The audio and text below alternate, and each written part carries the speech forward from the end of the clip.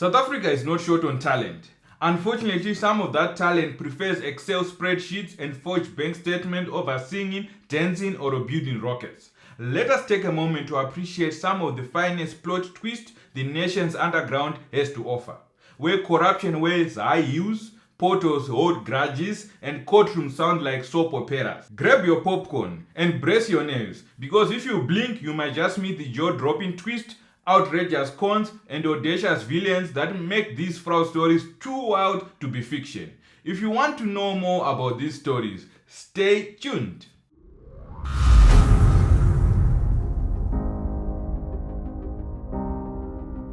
Welcome back to the Fraud News channel. I'm your host, Boss Robert. To those who have subscribed, commented, shared, liked our videos, we appreciate your support. To those who have not yet subscribed to the channel, what are you waiting for?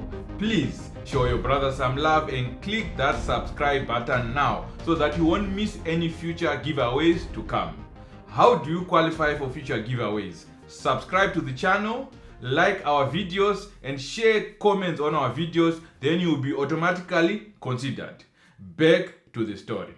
In a court ruling that sent shockwave through the halls of local government and likely gave civil engineers nationwide a sudden case of anxiety, the Free State High Court held Provincial MEC for Roads and Transport 100% liable for damages after a motorist vehicle plunged into what can only be described as a tar-coated abyss. Masemi Putseleto was simply trying to make a way along the R34, a road so neglected it might qualify as a heritage site for vehicular trauma. Instead, she was greeted by a pothole large enough to host a music festival.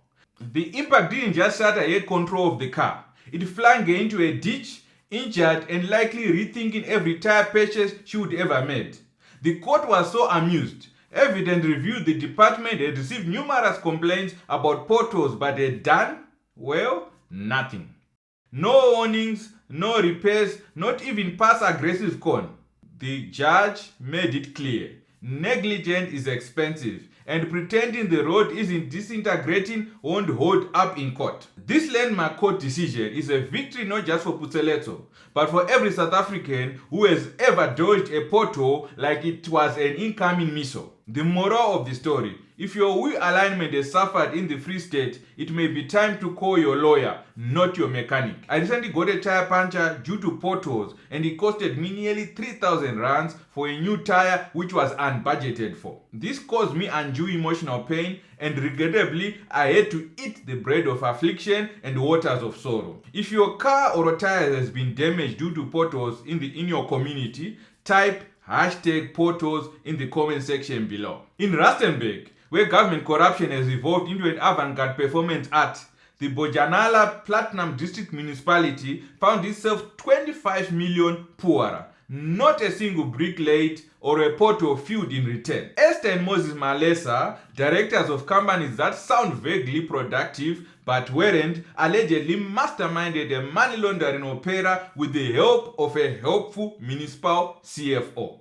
The scheme was a dozen sleight of hand, forged invoice, ghost services, and digital money trails so shady they should have worn trench coats. Esther alone faces more than 130 charges, and honestly, she may need a separate courtroom just to hold her docket. This wasn't service delivery, it was a daylight robbery with a bureaucratic smile. The sad story is that in a fairly recent article by Muphahlele and Mokanyana, found that Bojana Platinum District Municipality had problems of inadequate budget that impacted on its performance, acquisition, and retention of skilled employees for strategic and operational transport policies and infrastructure. I guess now you know why there are problems of budget within the municipality. Some individuals are allegedly mismanaging public funds. If you live in this community, share your experience in the comment section below about this issue. This wasn't your regular Monday blues. In a scene that felt equal parts an action movie and a municipal mayhem, 5 suspects held up the dog box liquor store in Alberton. Spoiler alert, the only thing they got away with was regret. As they fled in a Renault Triber, not exactly a getaway car for heist, the Kureleni Metro Police pounds like a pack of caffeine-fueled cheaters. Cue one epic highway chase and a bullet ballet that ended with 4 suspects dead and one learning the hard way that crime doesn't pay.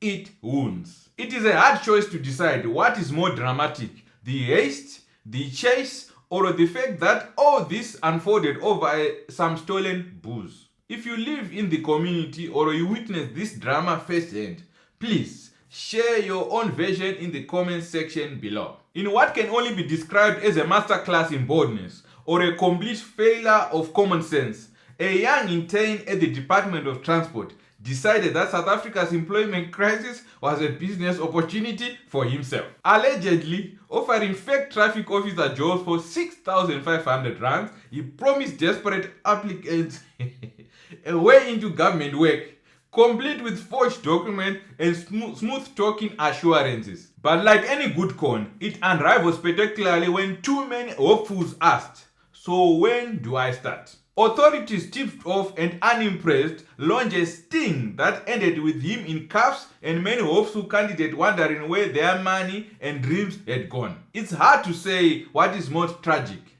the fraud itself or the fact that it found so many willing victims in a country plagued with unemployment. Either way, someone's internship just became a long-term position in prison. If you've experienced such a scam or you know someone who did, please share your story in the comment section below. If your grandmother is quietly knitting in the corner, spare a thought for Dion Marie Hanna, the 84-year-old star of Con Mom and Netflix-worthy scam saga. This glorious grandmother didn't just bake cookies. She baked fake identities, cooked up royal connections, and served 5-star fraud on a silver platter. Reuniting with her long-lost son in East London, she reportedly relieved him of his life savings before jetting off to Singapore to rinse and repeat. There in Singapore, she told Max, which are victims of her fraud, that she was a member of Brunei royalty, all while swanning around 5-star hotels with a glass of bubbly in hand. Her court appearances now take place from a hospital bed, not because she is frail, but because even international crime queens need beauty rest. I'm now wondering,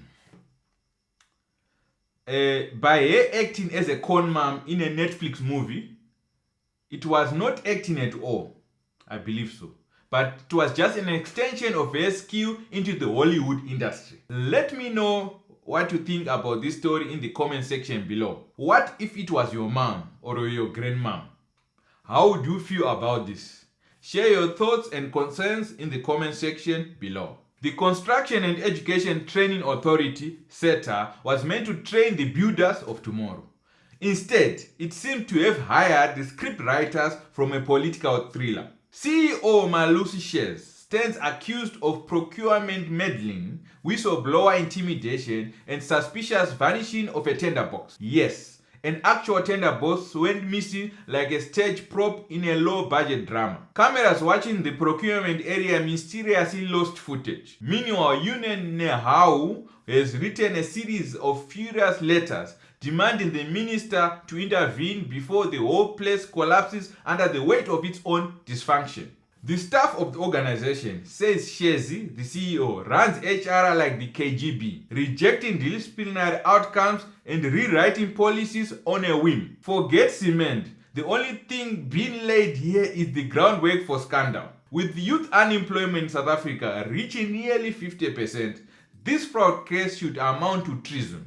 This is because the monies that could have been used to train the youth of tomorrow so that they can be employable in the construction industry has gone with the dogs. If you or your family member was affected by this SETA case, share your experience in the comment section below. These stories don't just review corruption.